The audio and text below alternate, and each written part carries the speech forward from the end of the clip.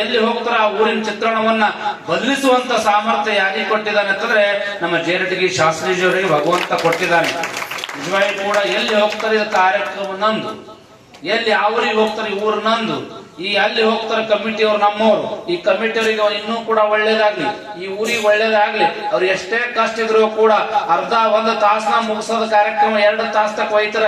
ಅವ್ರಿಗೆ ಯಾರಿಗ ಬೇಡ ಸಾಕ, ಒಂದೇ ತಾಸನ ಮುಗಿಸ್ ಸಾಕಪ್ಪ ಅಂತ ಅನ್ಬೋದು. ಅವ್ರು ಹಂಗ ಮಾಡಂಗಿಲ್ಲ.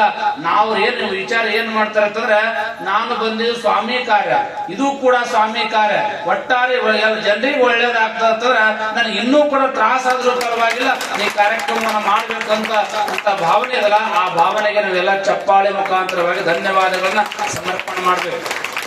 ನಮ್ಮ ಶಾಸ್ತ್ರೀಜರು ಹೇಳುತ್ತಾ ಒಂದು ಮಾತು ಹೇಳಿದ್ರು, ಬಹಳ ಸುಂದರವಾಗಿರುವಂತ ಮಾತು ಹೇಳಿದ್ರು. ಏನಪ್ಪಾ ಅಂತಂದ್ರ, ಮನೇದು ಊಟ ಮಾಡಿ ಶಾಸ್ತ್ರೀಗಳು ಮನೇದು ಊಟ ಮಾಡಿ ಮಂದಿದ್ ಮಾತಾಡಿ ಜನ ಬಹಳ ಆಗ್ಯದ ಅಂತ ಹೇಳಿದ್ರು. ಹೌದನಿಲ್ರಿ? ಯಾಕೆ ಮಾತಾಡಬಾರ್ದು ಅಂತಂದ್ರೆ, ಮನೀದ್ ಊಟ ಮಾಡಿ ಮಂದಿದ್ ಮಾತಾಡಿದ್ರೆ ಕರ್ಮ ಬರುತ್ತದೆ. ಯಾರು ಎಲ್ಲಿ ಕೂತ್ಕೊಂಡು ಯಾರ ಬಗ್ಗೆ ಮಾತಾಡಿದ್ರು ಕೂಡ ಅವ್ರ ಜಿಲ್ಲೆ ಕೂತ್ಕೊಳ್ಳಿ, ನೀವು ಇಲ್ಲೇ ಕೂತ್ ಮಾತಾಡಿದ್ರೆ ಕರ್ಮ ಬರುತ್ತದೆ. ಇನ್ನೊಬ್ರ ಬಗ್ಗೆ ಮಾತಾಡಿದ್ರು ಕೂಡ ಕರ್ಮ ಬರ್ತದ. ಇನ್ನೊಬ್ರಿಗೆ ಮನುಷ್ಯ ನೋವು ಮಾಡಿದ್ರು ಕೂಡ ಕರ್ಮ ಬರ್ತದ. ಇನ್ನೊಬ್ಬರಿಗೆ ಮೋಸ ಮಾಡಿದ್ರು ಕೂಡ ಕರ್ಮ ಬರ್ತದ. ಇನ್ನೊಬ್ಬರ ಸಾಮಾನು ಕದ್ರು ಕೂಡ ಕರ್ಮ ಬರ್ತದ. ಇನ್ನೊಬ್ಬರ ಬಗ್ಗೆ ಒಂದು ಒಳ್ಳೆ ಭಾವನೆ ಇರಲಾರ್ಲೆ ಅನೇಕ ಕೆಟ್ಟದಾಗಿ ಮಾತಾಡಿದ್ರು ಕೂಡ ಕರ್ಮ ಬರ್ತದ ಅಂತ ಹೇಳ್ಯಾರ. ಕರ್ಮ ಯಾರಿಗೂ ಬಿಟ್ಟಿಲ್ಲ, ತಿಳಿದ ಮಹಾತ್ಮರಿಗೆ ಕೂಡ ಬಿಟ್ಟಿಲ್ಲ, ಭಗವಂತನ ಕೂಡ ಬಿಟ್ಟಿಲ್ಲ. ಅಂತ ಕರ್ಮ ನಿವಾರಣೆ ಮಾಡ್ಬೇಕಾದ್ರೆ ಎಲ್ಲಿ ಬಂದು ಕೂಡೋಕಪ್ಪ ಅಂತಂದ್ರೆ ಇಂಥ ಭೋಗಲಿಂಗೇಶ್ವರ ಗುಡಿಯಾಗ ಬಂದು ಕುತ್ಕೊಳ್ರಿ, ನಿಮ್ಮ ಕರ್ಮ ಹೋಗಕ್ಕೆ ಸಾಧ್ಯತೆ ಮಾತನ್ನ ಶಾಸ್ತ್ರಕಾರ ಹೇಳ್ತಾರೆ. ಭಗವಂತನು ಕೂಡ ಕರ್ಮ ಬಿಟ್ಟಿಲ್ಲ. ನೀವೆಲ್ಲ ದೂರ ಹೋಗ್ಬೇಕಾದ್ರೆ ಎಲ್ಲಿ ಬಂದು ಕೂತ್ಕೋಬೇಕಪ್ಪ ಅಂತ, ಎಲ್ಲಿ ಪುರಾಣ ನಡೀತದ, ಎಲ್ಲಿ ಪುಣ್ಯಕಥೆ ನಡೀತದ, ಅಲ್ಲಿ ಬಂದು ಕೂತ್ಕೋ, ನಿನ್ನ ಶನಿ ಹೋಗುತ್ತದ. ಆಮೇಲೆ ಅಷ್ಟೇ ಅಲ್ಲ, ನೀನು ಮಾಡಿರುವಂತ ಕರ್ಮ ಕೂಡ ಹೋಗುತ್ತೆ ಎಂಬ ಮಾತನ್ನ ಶಾಸ್ತ್ರಕಾರ ಹೇಳ್ತಾರೆ. ಅದ್ರ ಸಲುವಾಗಿ ಕರ್ಮವನ್ನ ನಿವಾರಣೆ ಮಾಡುವ ಸಲುವಾಗಿ ನಾವು ಎಲ್ಲಿ ಬರ್ಬೇಕಪ್ಪ ಅಂತಂದ್ರೆ ಇಂಥ ಒಂದು ಪುರಾಣ ಸಮಾರಂಭದೊಳಗೆ ಪಾಲ್ಗೊಂಡ್ರೆ ಮಾತ್ರ ನಮ್ಮ ಕರ್ಮ ನಿವಾರಣೆ ಆಗ್ಲಿಕ್ಕೆ ಸಾಧ್ಯ ಎಂಬ ಮಾತನ್ನು ಹೇಳ್ತಾರೆ. ಅವ್ರು ಕೊಡಂಗಿಲ್ಲ. ಯಾಕೆ ಕೊಡಂಗಿಲ್ಲ ಅಂತಂದ್ರೆ ಅವ್ರ ಸಂಸ್ಕಾರ ಕಡಿಮೆ ಅದ. ಗಂಡ ಮಕ್ಕಳಿಗೆ ಹ್ಯಾಂಗ್ ಕಡಿಮೆ ಅದ ನೆನ್ಪಿಟ್ಕೊಳ್ರಿ. ಹೊರಗಡೆ ಬಂದಿರ್ತಾರ, ನೀವು ಕಲಿಸ್ರಿ, ಒಳ್ಳೆ ನಂಬಿಕೆ ಕಲಿಸ್ರಿ, ಪುರಾಣ ಅಂದ್ರೆ ಏನು ಕಲಿಸ್ರಿ, ಆ ಪುಣ್ಯಕಥಿ ಅಂತ ಏನು ಕಲಿಸ್ರಿ, ದೇವಸ್ಥಾನಗಳು ಕಳಿಸ್ರಿ, ಮಠ ಮಾನ್ಯಗಳು ಕಳಿಸ್ರಿ. ಅಷ್ಟೇ ಅಲ್ಲ, ತಂದೆ ತಾಯಿದ್ರನ್ನ ಗೌರವ ಕೊಡುವಂತ ಮಕ್ಕಳಿಗೆ ಒಳ್ಳೆ ಸಂಸ್ಕಾರ ಕೊಡ್ರಿ. ನೀವು ಇನ್ನೊಬ್ಬರ ಬಗ್ಗೆ ಯಾರಾದ್ರೂ ನಿಮ್ ಹುಡುಗ ಯಾರಿಗೆ ಬೈತಾ ಇದನ ಅಂತಂದ್ರೆ ಆ ಟೈಮ್ಗಳು ಅವನಿಗೆ ಹೇಳ್ಬೇಕು, ಇದು ಅಲ್ಲಪ್ಪ ನಮ್ ಪದ್ಧತಿ ಅಲ್ಲ.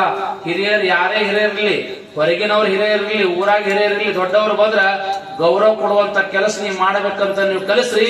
ನಾಳೆ ಮುಂದ್ ವಯಸ್ಸಾದ ಒಳಕ ನಿಮ್ ಮಕ್ಕಳು ನೋಡ್ತಾರೆ. ನೀವು ಒಂದ್ ವೇಳೆ ಕಲಿಸಿಲ್ಲಪ್ಪ ಅಂತಂದ್ರೆ ಅವ್ರೇನ್ ಮಾಡ್ತಾರ ಅಂತಂದ್ರೆ, ಅವ್ರು ನಿಮ್ಗೆ ಎಲ್ಲಿ ಬಿಡ್ತಾರ ಕಡಿಮೆ ಬಿಡ್ತಾರ, ಅವ್ರು ಬಿಜಾಪುರ ಮನೆ ಮಾಡ್ತಾರೆ.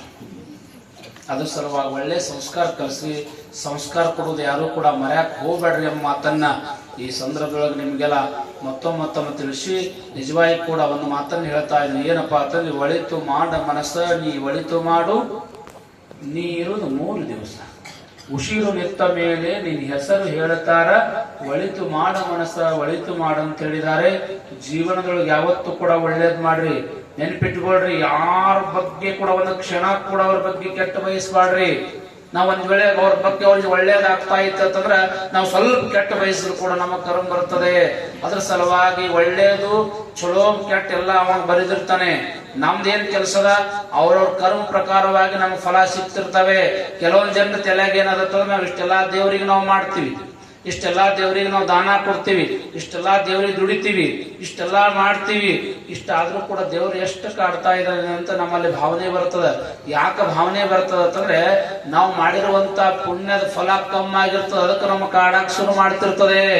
ಅದ್ರ ಸಲುವಾಗಿ ನಾವು ಎಲ್ಲಿ ತನಕ ದೀಪದೊಳಗ ಎಣ್ಣೆ ಇರ್ತದೆ ಅಲ್ಲಿ ತನಕ ಬತ್ತಿ ಉರಿತದೆ, ದೀಪ ಉರಿತದ. ಹಂಗ ಇವತ್ತಿನ ದಿವ್ಸ ಯಾರು ದಾನ ಮಾಡಂಗಿಲ್ಲ, ಏನ್ ಧರ್ಮ ಮಾಡಂಗಿಲ್ಲ, ಅವ್ರು ಬಹಳ ಚಲೋ ನಡೆದ್ರ ಅಂತ ಎಷ್ಟೋ ಜನ ಮುಂದೆ ಹೇಳ್ತಿರ್ತಾರಪ್ಪ, ಅವ್ರು ದಾನನೂ ಮಾಡಲ್ಲ, ಮಠಕ್ಕೂ ಬರಲ್ಲ, ಗುಡಿಗೂ ಬರಲ್ಲ, ಅವ್ರು ಎಷ್ಟು ಕೋಟ್ಯಾಧೀಶರಪ್ಪ ಅಂತ ಹೇಳ್ತಿರ್ತಾರ. ಇವ್ರು ಮಾಡಿದ್ದಲ್ಲ, ಹಿಂದಕಿನ ಅವ್ರ ಹಿರಿಯರು ಮಾಡಿರುವಂತ ಪುಣ್ಯದ ಫಲ ಊಟ ಮಾಡ್ತಿರ್ತಾರೆ ಅವರು. ಯಾವಾಗ ಈ ಪುಣ್ಯದ ಫಲ ಈ ಪುಣ್ಯದ ಬಲ ಯಾವಾಗ ಕಡಿಮೆ ಆಗ್ತದ ಅವರು ಕೂಡ ಎಲ್ಲಿ ಬರ್ತಾರ, ರೋಡಿಗೆ ಬಂದು ನಿಂದಿರ್ತಾರ. ಎಷ್ಟೋ ಜನ 30-40 ವರ್ಷ ಕೆಳಗಡೆ ಈ ಊರೊಳಗ ದೊಡ್ಡ ದೊಡ್ಡ ಶ್ರೀಮಂತರ ಈ ಪರಿಸ್ಥಿತಿ ಏನಾಗಿದೆ ನಿಮ್ ಕಣ್ಣು ಮುಂದೆ. ಅಂದ್ರೆ ಲಕ್ಷ್ಮಿ ಯಾರ ಹತ್ರ ಕೂಡ ಉಳಿದಿಲ್ಲ. ಎಲ್ಲಿ ತನಕ ಲಕ್ಷ್ಮಿ ಇರ್ತಾಳೆ, ಎಲ್ಲಿ ತನಕ ಭಗವಂತನ ದಯ ಇರ್ತದ, ಎಲ್ಲಿ ತನಕ ಭಗವಂತ ನಮ್ಗೆ ಸಾಮರ್ಥ್ಯ ಕೊಟ್ಟಿರ್ತನಕ ಅಲ್ಲಿ ತನಕ ನಾವು ದಾನ ಮಾಡ್ಬೇಕು. ದಾನ ಮಾಡಿ ದಾರಿ ಬುತ್ತಿ ಆಗ್ತದಂತ ಹೇಳ್ಯಾರ. ಸರ್ವಜ್ಞ ಕವಿ ಹೇಳ್ತಾನೆ, ಕೊಟ್ಟಿದ್ದು ತನಗೆ ಬಚ್ಚಿಟ್ಟಿದ್ದು ಪರರಿಗೆ, ಕೊಟ್ಟಿದ್ದು ಕೆಟ್ಟತನ ಬೇಡ, ಮುಂದೆ ಕಟ್ಟಿಟ್ಟಿದ್ದು ಬುತ್ತಿ ಸರ್ವಜ್ಞ ಮಾತನ್ನ ಹೇಳ್ಯಾರ. ಅದರ ಸಲುವಾಗಿ ಎಲ್ಲಿ ತನಕ ನಿಮ್ ಕೈ ನಡೀತದ, ಎಲ್ಲಿ ತನಕ ನಿಮ್ ಮನೆಯೊಳಗ ಅಧಿಕಾರದ, ಎಲ್ಲಿ ತನಕ ಊರ ನಿಮ್ಮ ಮನೆಯೊಳಗ ನಿಮ್ ಮಾತು ನಡೀತೆ, ಎಲ್ಲಿ ತನಕ ನಿಮ್ಮಲ್ಲಿ ಸಾಮರ್ಥ್ಯದ, ಅವಾಗ ಮಾತ್ರ ದಾನ ಮಾಡು ಅಂತ ಹೇಳ್ಯಾನ. ಎಲ್ಲಾ ಕಳ್ಕೊಂಡು ಮಕ್ಕಳು ಕೈಯಾಗ ಕಸ್ಕೊಂಡು ಒಳಕ ದಾನ ಮಾಡ್ತೀನಿ ಅಂತಂದ್ರ ಎದಕ್ ಬರ್ತದ? ಎದಕ್ಕೂ ಬರೋ ಉಪಯೋಗ ಹಿಂಗಿಲ್ಲ.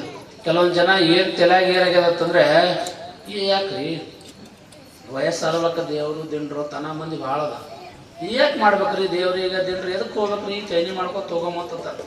ಅದು ತಪ್ಪದ. ಬಸವಣ್ಣವ್ರು ಅಂಥವ್ರು ಹೇಳ್ಯಾರ.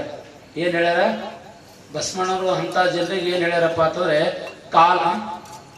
ಕಾಲ ಮೇಲೆ ಕೈಯ ನೂರದ ಮುನ್ನ, ಕೋಲು ಹಿಡಿಯದ ಮುನ್ನ, ಬೆನ್ನು ಬಾಗಿ ಅನ್ಯರಿಗೆ ಹಂಗಾಗದ ಮುನ್ನ, ಪೂಜಿಸು ಕೂಡಲ ಸಂಗಮ ದೇವ ಎಂಬ ಮಾತನ್ನ ಹೇಳಿದ್ದಾರೆ. ಅದ್ರ ಸಲುವಾಗಿ ವಯಸ್ಸಾದೊಳಕ ಇನ್ನು ಕುಂಡ್ರಕ್ಕೆ ಬರಲ್ಲ, ನಿಂದ್ರಕ್ಕೆ ಬರಲ್ಲ, ಬಡಿಗೆ ತೊಗೊಂಡು ನೀನೇ ತಿರುಗಡಾಗಿರ್ತಿ. ದೇವ್ರಿಗೆ ಎಲ್ಲಿ ಬರ್ತೀವ ಮಾರಾಯ? ದೇವ್ರಿಗೆ ಬರಕ್ ಆಗಂಗಿಲ್ಲ. ಎಲ್ಲಿ ತನಕ ವಯಸ್ಸದ, ಎಲ್ಲಿ ತನಕ ಭಗವಂತ ಕೊಟ್ಟಾನ, ಕಣ್ಣಿನೊಳಗೆ ಎಲ್ಲಿ ತನಕ ತಾಕತ್ ಕೊಟ್ಟಾನ, ಕೈಯೊಳಗೆ ಎಲ್ಲಿ ತನಕ ತಾಕತ್ ಕೊಟ್ಟಾನ, ಕಾಲಿನೊಳಗೆ ಯಾವಾಗ ಎಲ್ಲಿ ತನಕ ತಾಕತ್ ಕೊಟ್ಟಾನ, ತಲೆಗೆ ಎಲ್ಲಿ ತನಕ ತಾಕತ್ ಕೊಟ್ಟಾನ, ಸ್ಮರಣೆ ಶಕ್ತಿ ಅಲ್ಲಿ ತನಕ ಅದರೊಳಗೆ ನಾವು ಪೂಜೆ ಮಾಡ್ಬೇಕಂತ ಶಾಸ್ತ್ರ ಹೇಳ್ತದೆ. ಅದ್ರ ಸಲುವಾಗಿ ಎಷ್ಟು ಸಾಧ್ಯ ಅಷ್ಟು ಒಳ್ಳೆ ಕೆಲಸವನ್ನ ಮಾಡ್ರಿ ಎಂಬ ಮಾತನ್ನ ಈ ಸಂದರ್ಭದಲ್ಲಿ ತಿಳಿಸಿ, ನಿಜವಾಗಿ ಕೂಡ ಭೋಗಲಿಂಗೇಶ್ವರ ಜಾತ್ರಾ ಮಹೋತ್ಸವ ಪ್ರತಿ ವರ್ಷ ಕೂಡ ಬಹಳ ವಿಶೇಷವಾಗಿರುವಂತಹ ಕಾರ್ಯಕ್ರಮಗಳು ನೀವೆಲ್ಲ ಬಹಳ ನಾನು ಪಾಲ್ಗೊಳ್ತೀನಿ.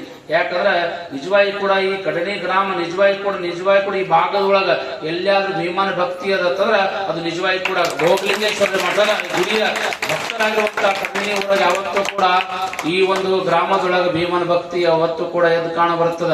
ನಿಜವಾಗಿ ಕೂಡ ಒಂದು ಊರೊಳಗ ಹಾಸ್ಪಿಟಲ್ ಹೆಚ್ಚಾಗೋತ್ತಂದ್ರೆ ಏನ್ ತಿಳ್ಕೊಬೇಕು? ಡಾಕ್ಟರ್ ಭಾಳ ಬರಾಕತ್ತದ ಏನ್ ತಿಳ್ಕೊಬೇಕು?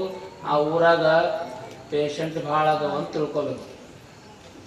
ಒಂದ್ ಊರೊಳಗ ಮೇಲಿನ ಪ್ಯೂರಿಸ್ರು ಹೆಚ್ಚು ಬರಾಕತ್ರ ಅಂದ್ರ ಪೊಲೀಸ್ ಹೆಚ್ಚು ಬರಾಕತ್ರ ಏನ್ ತಿಳ್ಕೊಬೇಕು? ಆ ಊರಾಗ ಕಳ್ಳರು ಭಾಳ ಅಂತ ತಿಳ್ಕೊಬೇಕು. ಒಂದ್ ವೇಳೆ ಆ ಯಾವ ಊರೊಳಗ ಪ್ರತಿ ವರ್ಷ ಕೂಡ ಪುರಾಣ ಹಚ್ಚಿ ಪ್ರತಿ ವರ್ಷ ಒಂದೊಂದು ದೇವಸ್ಥಾನ ಕಟ್ತಾರಲ್ಲ, ಆ ಊರಾಗ ಆ ಊರಿಗೆ ಏನ್ ಆ ಊರ ಬಗ್ಗೆ ಏನ್ ತಿಳ್ಕೊಬೇಕಂದ್ರೆ ಆ ಊರಾಗ ಬಹಳ ಭಕ್ತಿವಂತ ಜನ ಅಂತ ತಿಳ್ಕೊಬೇಕು. ಆ ನಿಟ್ಟಿನೊಳಗ ಕಡ್ನಿ ಊರ ಒಂದು ಅಂತಂದ್ರು ಕೂಡ ತಪ್ಪಾಗುವುದರಿಂದ ಮಾತನ್ನ ಈ ಸಂದರ್ಭದೊಳಗೆ ನಿಮಗೆಲ್ಲ ಮತ್ತೊಮ್ಮೆ ತಿಳಿಸಿ ನಿಜವಾಗಿ ಕೂಡ ಬಹಳ ಖುಷಿಯಾಗಿದೆ.